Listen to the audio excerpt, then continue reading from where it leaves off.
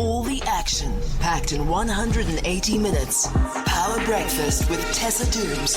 Weekdays 6 to 9 a.m. The time is 6:54. You're on Power Breakfast this morning with Tessa Dooms. Share your thoughts on what you think about our new ways of ritualizing at funerals. I think that we are definitely in a worse position morally and ethically than we may think we are. But we're just waiting to see if we can get back on the line with us. Sabelo Skiti, a journalist with the Sunday Times. A story there that just piqued our interest was around what we call the community education and training authorities. And so a set of tenders have gone out there for a new biometric system within that space. But it seems that the Auditor General is saying that those systems have not come to fruition. And so now we're facing fruitless and wasteful expenditure, as they say. Sabelo Skiti with us this morning. Thank you so much for joining us, Sabelo. Hi, good morning, Tessa, and morning to all the Power FM listeners out there. So you've done this deep dive for us. Just paint the picture for us of what's happening here at the Community Education and Training Authority. Yeah, thanks, Tessa. So, firstly, the organization is the Construction Education and Training Authority. So it's one of the CETAs we have that, of course, government every year pumps in excess of 20 billion rand into. So these things are supposed to be centers where you skill, you reskill people in a particular sector. So in this instance, these guys working in construction, people that already work there, the sector basically gives 1% of their salary bill to these CETAs so that they can carry out this training. So now if you hear people talk about there's no skills in the economy, this is what it's supposed to address that for people that are already working there, and then people that also would be coming into that sector who have an interest. And I suppose the story really is about, there was a time in South Africa, I think, when people started catching on to the ordinary looting, the stuff that we call state capture. And of course, then the time when people were starting to look into IT, look into automation, basically. People started, forming companies, fintech companies that do biometric services, but these were people that just were forming letterboxes. Yeah. They had no experience, they knew nothing about what they were doing. The address doesn't match in terms of what they say, where they say they are and where they actually are operating from.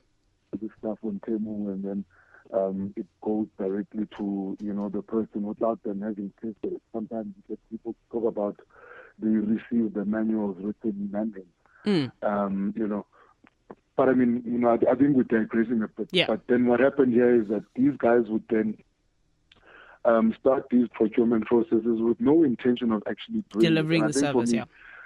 What was quite strange in this, particular instance is that go to CETA's website now. You will find that they talk about this biometric system like it exists. And they will even tell you that this thing was to combat learner fraud, where learners are not arriving, signing each other in, and then getting paid for not attending these lessons. And that for me was the greatest irony of all, is that these guys were trying to combat a real problem for them, which was, dishonesty and all of that. But then in the end, they end up shelving more than 13 million rand for a system that doesn't exist, basically.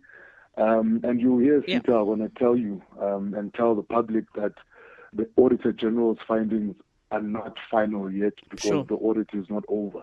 The audit is going to end at the end of the month. And I think why we decided to publish this particular story is if you look at the content of that communication of findings, it's not going to change. Yeah. Because these guys are saying, we've done a verification on your system. We can't find this particular thing. So there's two companies we're talking about here, EZG Vest and CoinVest Africa.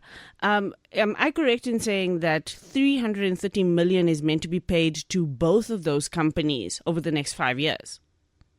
No, okay. So that 330 million, Tessa, is what CoinVest basically was going to get as a bit of that NSFAS tender. Remember that controversial NSFAS tender? Oh, this is because they've also worked on NSFAS. It's not only Yes. on this CETA that they've worked on, and which also shows that there is this almost collusion in the sector when it comes to these companies. But at this point, the AG has found that 13 million has already been given to these companies without any trace of this technology now existing.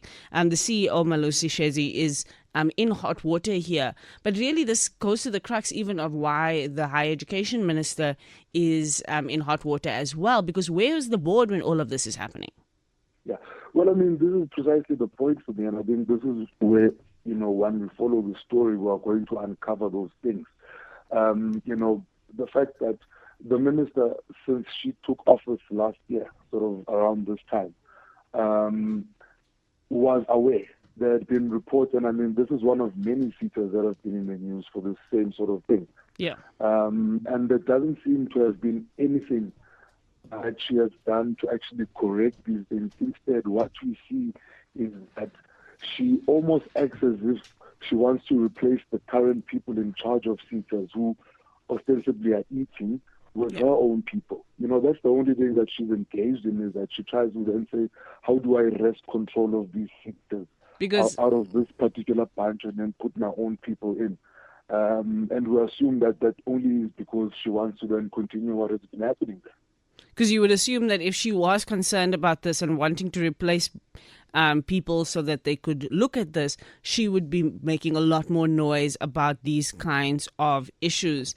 But yeah, we are seeing here that these two companies have a contract of up to 50 million that they could be paid for this non-existing operational biometric system, and of course are also part of a broader network within the system, the National Student Financial Aid Scheme. They also have contracts there. How common is it to see two companies like this either working in collusion with each other or working across systems in the South African government?